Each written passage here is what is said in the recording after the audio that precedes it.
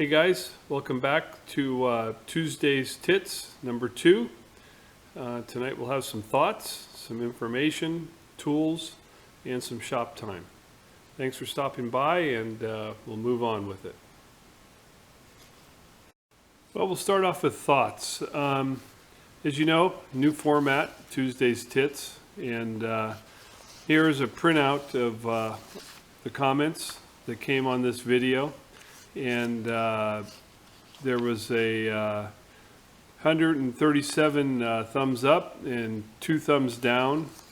And in comments, I got 39 positive comments and 4 negative comments, and basically 8 comments that were just really no comment. And I think I'm going to stick with it. To the couple of people that had a problem with it, I guess I gotta say what I wrote down here. It's tough tits. Gonna stick with it and just try to have some fun. That's what this is all about. And we'll keep progressing on. Another thing I looked up just out of curiosity is my demographics.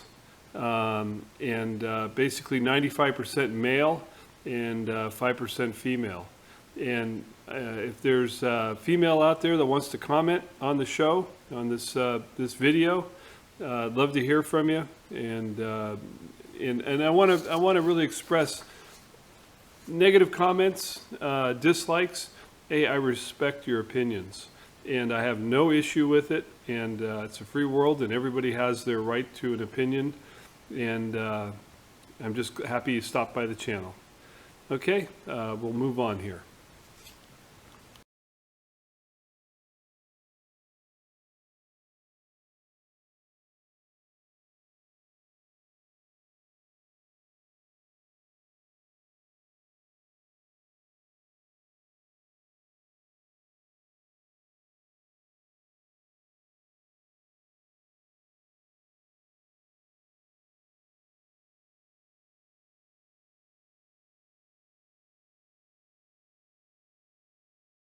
Where the hell's my scale? Do you got my scale? Where the hell oh, there's my scale. Holy crap. Alright, let me get back to measuring this. Hang on, I gotta get well adjusted here. So the answer to who was that famous scale holder, here's the full photo, and it's Jane Mansfield. Sophia Loren is the one that is peering over at her. And a little history, this photo was taken in 1958. No, 1957, so it's 58 years old. So I'm giving you a little history lesson here. Of course, I looked at the demographics on my channel, and most of the guys are 50 plus. So the younger lads that are watching this channel probably going, Jane Mansfield? Don't even know who she is. And Sophia Loren, maybe you guys might know who she is. She's still alive. Jane Mansfield actually died tragically, was decapitated in a car accident when she was still quite young. So anyway, the next scale holder question will be coming up, and there is some items she's holding that probably give it away. So here it comes.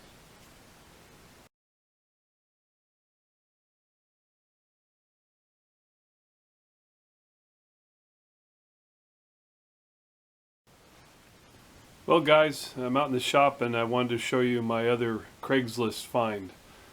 Howie, get out. Howie, out. Out. We'll meet him here in a second. Been trying to keep him out of the shop, but the boy just wants to stay with me. Well, here's another one of my Craigslist purchases.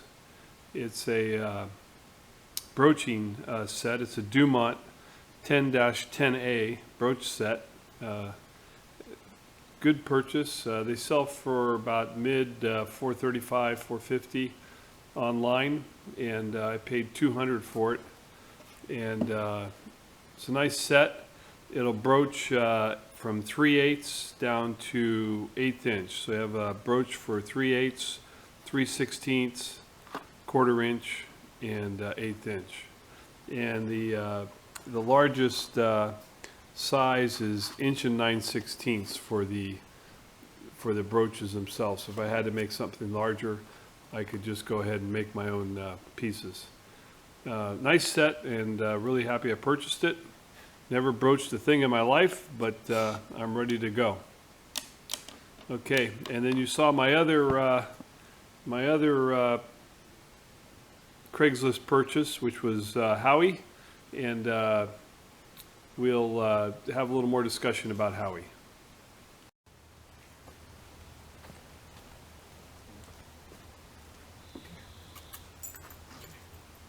So, just wanted to introduce you to Howie.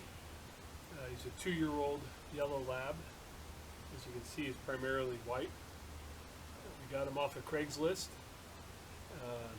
The owner couldn't take care of him any longer, and he's been just a great addition to the family. And the little guy just has to follow me everywhere. Really happy with him, and he's a AKC fully registered yellow lab. As you can see, he's mostly white. Got one little black spot, and he loves to play.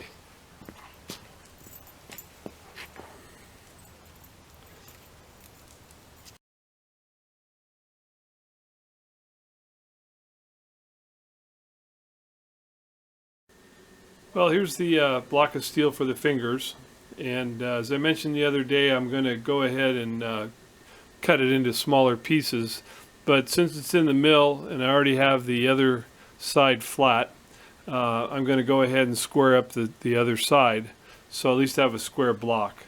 I won't go ahead and face this because I'm going to end up cutting that off, at least on this one piece. So we'll get it turned around and get the other side milled off. So getting ready to mill the second side off, and I'm going to run the vacuum since we got all this rust here to catch most of the dust that's coming off of it. So we'll get it started.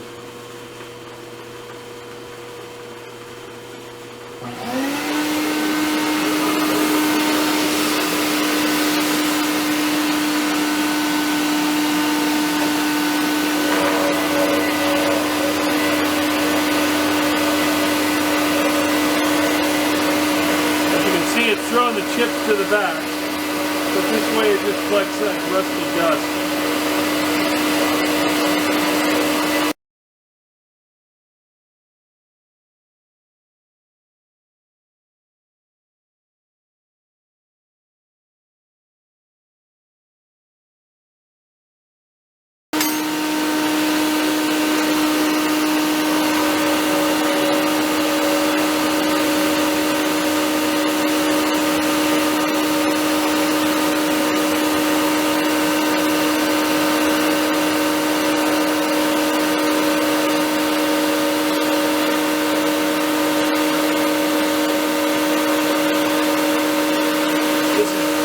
Just a 15,000th cut.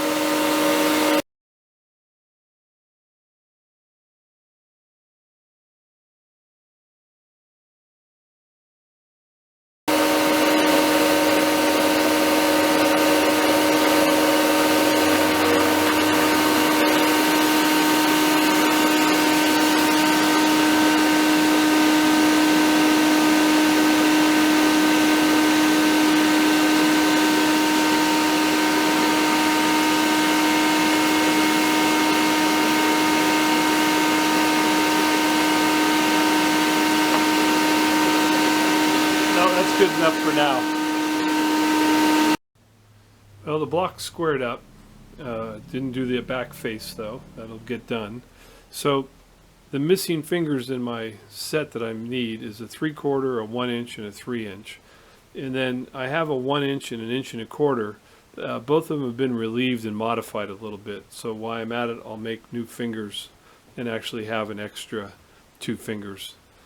This left over here is the waste for when I make the cuts.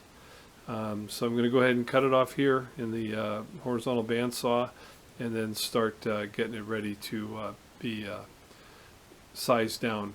Probably do some more bandsaw work on it. Well, cutting it off in the horizontal bandsaw. Seems to be making fair travel on it. That's already just 1 minute into the cut.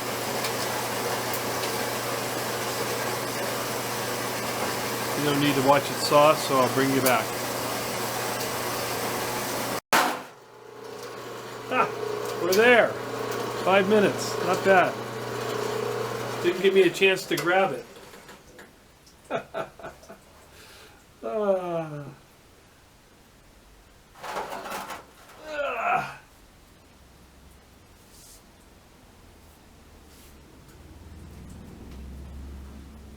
So hopefully you can see that, but there's my pencil line, and the saw did a pretty good cut there. Okay, on to the next step. So the width I need on the plate is 4 1/4. So we'll go ahead and bandsaw off what we don't need for now, rather than surfacing it all. So I'm going to take it to 4 300,000ths.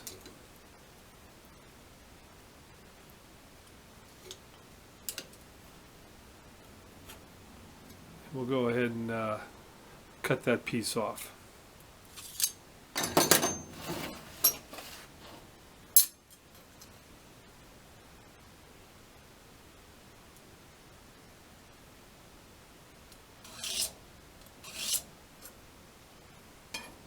So over to the bandsaw again.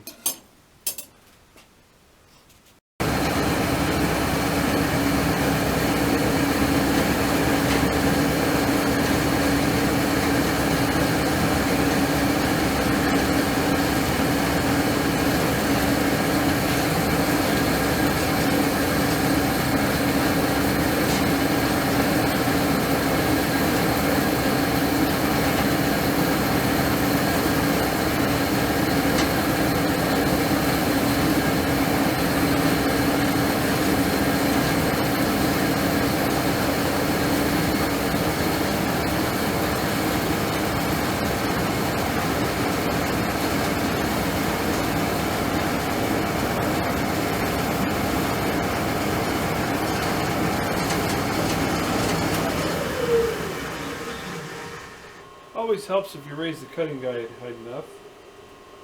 I'm bumping that, and be right back.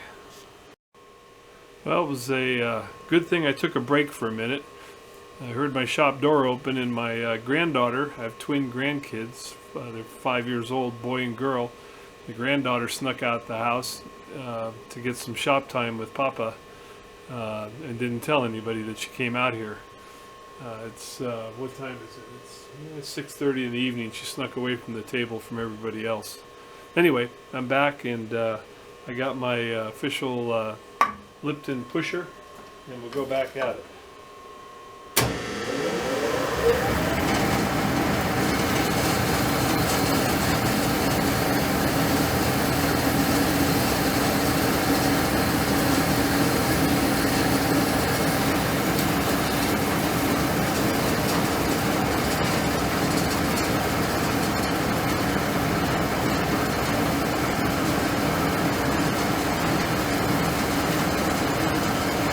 Just for the fun of it, I'm going to go ahead and time this and see how long it's going to take.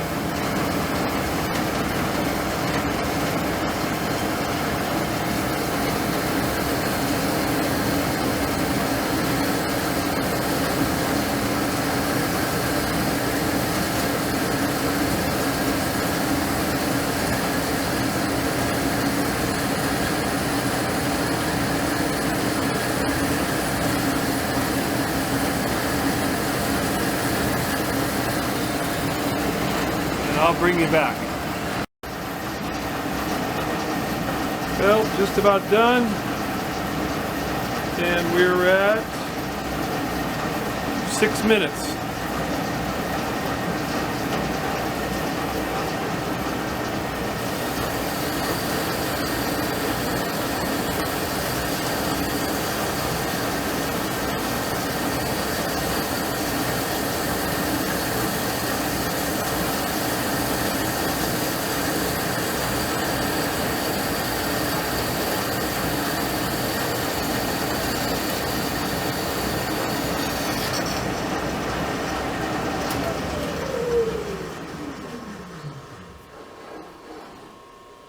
actually a fairly easy cut.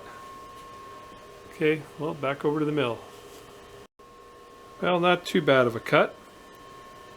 The only, when I went and played with the camera there right at the end, I got a little wowie up here at the top.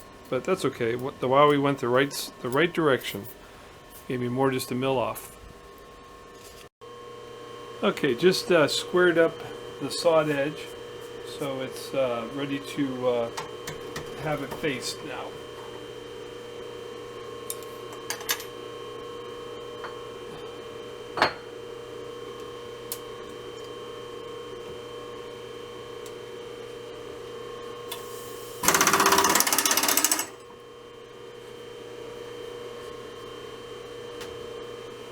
Let me get the part back in the vise, and we'll look at working on this other side.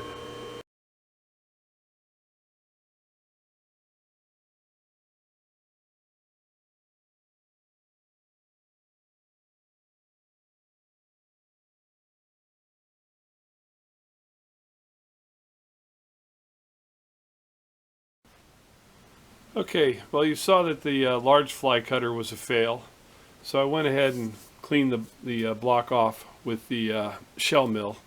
So it's basically ready to move on, but it's still too thick. I got to take off, I forget, almost 200 thousandths, I think.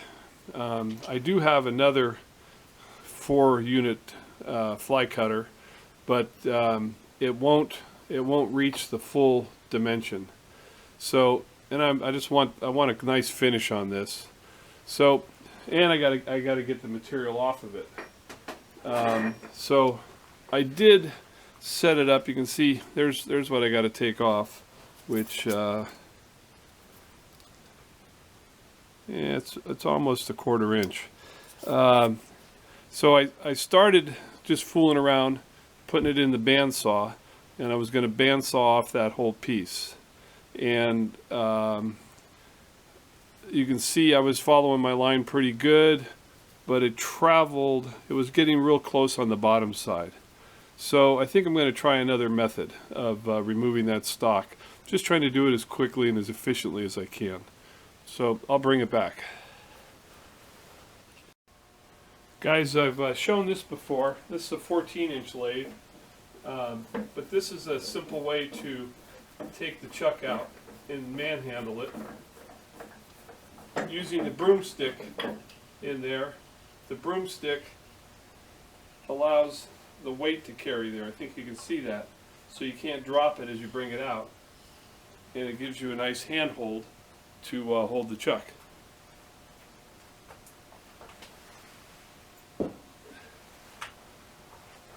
So I'm going to do a little setup in the lathe here. Well, I'm turning this down to size on the lathe. Tom Lipton, I watched his lesson, or it was him doing it the other day. Whoop, had it out of back here. So you can see the amount I've got to take off, and I'm getting really long stringy chips, and I'm getting a lot of rock in the lathe due to the off-center of the material. So I'm going to go at it again a little slower, maybe try a different tool bit. I'll bring you back on it. Getting a nice finish on the face though. Well, I switched tools out. I went over to what I call the Johnny. It's a remembrance of Adam Booth's dad. It was a tool that Adam's dad had, and Adam was kind enough to send it to me. And I slowed the feed rate down and at a 40 thousandths cut. So I got rid of the tool post wobble on this interrupted cut. So it seems to be doing well.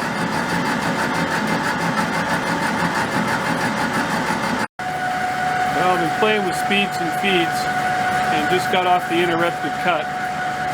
Much nicer. Bring me back. It's like watching paint dry. We're back on an interrupted cut, and well, I thought I had the tool speeds right. Thought I had the feed right, but either that or I just lost the insert. I I wasn't getting any tool post rock and just got it pretty violent there. Let me put down the camera and see what's going on. Well, I did lose the insert there, so I changed it out and also slowed down the RPM on the machine, and that took away the tool post rock. So it's doing good now. Keep on cutting. Well, I think I got my speeds and feeds worked out, and I'm doing good. This 50 thousandths depth of cut, running about almost 200 RPM with a, I think it's a 13 thou feed per revolution. Well, the shop's a mess, and I should be working on the finger brake project, but I don't know. I had to go do something else for a little bit. So I'm making the rack for my welding rods for the TIG welder, and this is the bottom rack, and I'm working on the upper one right now. So the layout's been complete, and I've been punching holes, and I thought I'd continue on and show you one here.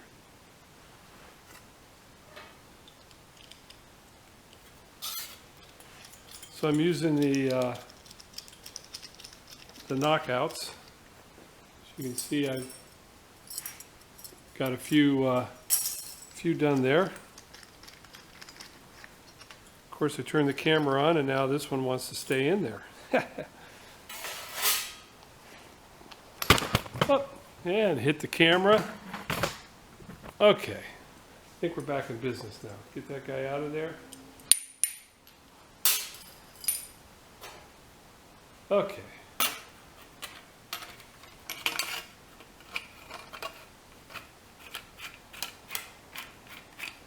So it's a knockout. And using the impact wrench to speed it up.